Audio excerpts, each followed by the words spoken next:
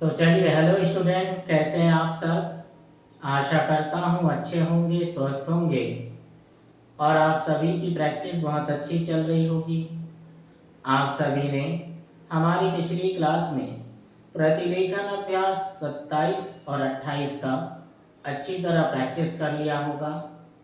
साथ ही उसका अनुवाद जरूर करें ताकि आपको आपकी गलतियाँ पता चल सके। तो चलिए, इसी के साथ हम अपनी आज की क्लास शुरू करते हैं। 80 शब्द प्रति मिनट गति, रामधारी गुप्ता की किताब से प्रतिलेखन अभ्यास 29 और 30।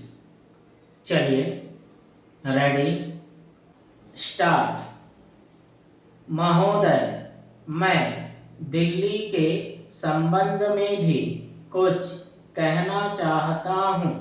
अब दिल्ली चूंकि केंद्र शासित क्षेत्र है और दिल्ली को केंद्र शासित क्षेत्र माना गया है, तो स्वभावतः दिल्ली वालों को यह आशा थी कि केंद्र से शासित होने से वहाँ पर उन्नति होगी और यहाँ के लोगों को कुछ सुविधा मिलेगी, संतोष प्राप्त होगा। किंतु मैं यह देख रहा हूँ और लोगों में भी यह भावना बढ़ती जा रही है कि जब से यह केंद्र शासित क्षेत्र हुआ है, तब से शासन में निरंकुशता आने लगी है और लोगों की ओर ध्यान कम दिया जाने लगा है। इसलिए मैं यह कहना चाहता हूँ कि दिल्ली प्रशासन के पुनर्गठन के ऊपर पुनः जोर दिया जाना चाहिए और हो सके तो उसके लिए एक समिति बैठा दी जाए और उसके लिए सोचा जाए कि दिल्ली का प्रशासन किस तरह का होना चाहिए। मैं चाहता हूँ दिल्ली के प्रशासन के संबंध में आप विचार करें। पैरा, भ्रष्टाचार के संबंध में यहाँ बहुत कुछ कहा गया है, मैं पुनः उसको दोहराना नहीं चाहता, किंतु इतना अवश्य कहना चाहता हूँ कि आज देश में जनता का जो नैतिक स्तर है वह दिन प्रतिदिन गिरता जा रहा है। सरकार को यह सोचना चाहिए कि उनका वह नैतिक स्तर किस प्रकार उठाया जाए और किस तरह से लोगों की भावनाएं बदली जाएं, किस तरह से लोगों में अनुशासन रह सके, इसके लिए सोचना अत्यंत आवश्यक है। हम जब भ्रष्टाचार की बात कहते हैं तब यह तो सभी मानते हैं कि भ्रष्टाचार है और इसमें कोई दो राय नहीं है कि भ्रष्टाचार मौजूद है। छोटे से अधिकारी से लेकर बड़े अधिकारी तक यह फैला हुआ है। भ्रष्टाचार केवल प्रशासन में है ऐसी बात नहीं है, वरन यह लोगों में भी फैला हुआ है।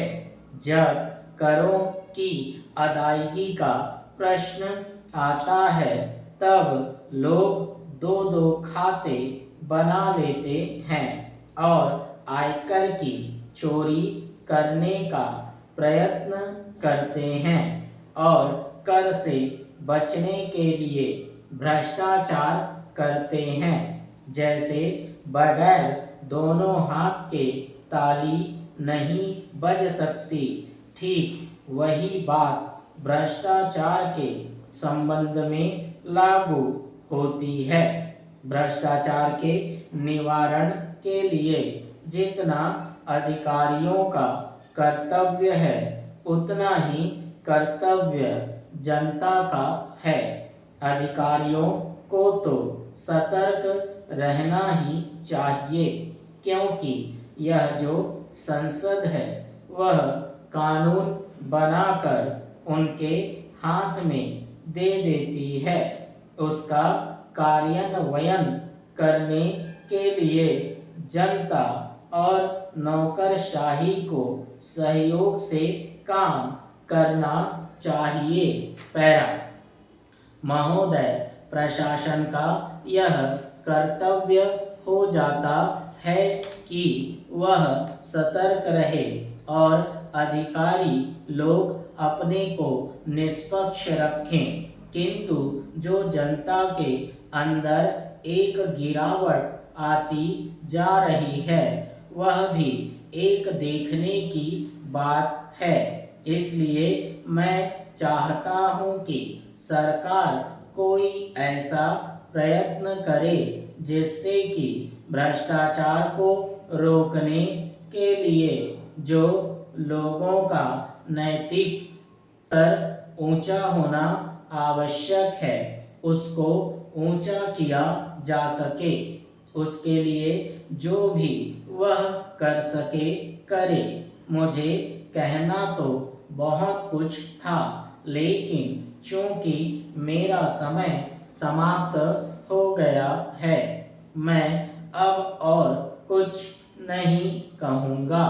पैरा महोदय, इसलिए मैं माननीय रक्षा मंत्री महोदय का ध्यान इतिहास की उस चेतावनी की ओर दिलाना चाहता हूँ कि हिमालय की चोटी पर जिसका अधिकार रहा है उसका गंगा और यमुना के मैदान पर भी अधिकार रहा है। हम इस आशा में नहीं रह सकते कि हम दुश्मन को हिमालय की चोटी से उतरने दें और फिर मैदान में उसका मुकाबला करें।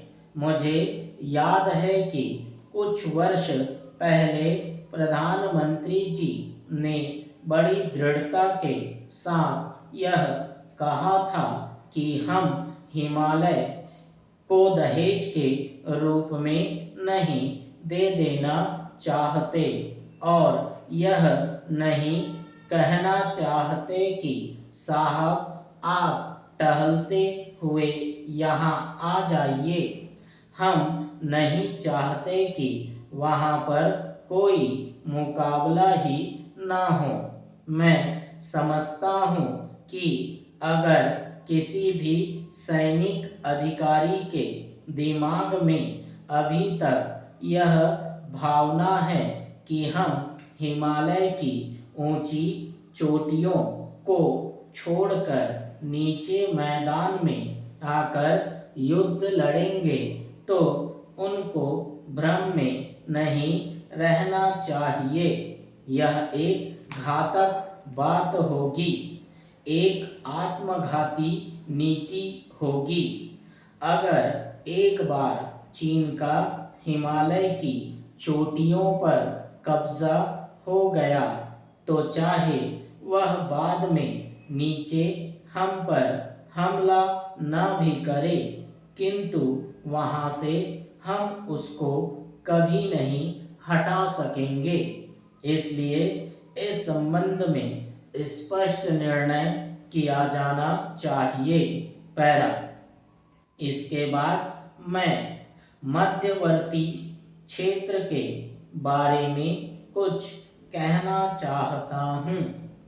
पिछली बार जब चीन ने बड़े पैमाने पर आक्रमण किया था तो लद्दाख में और पूर्व में नेफा के इलाके में किया था।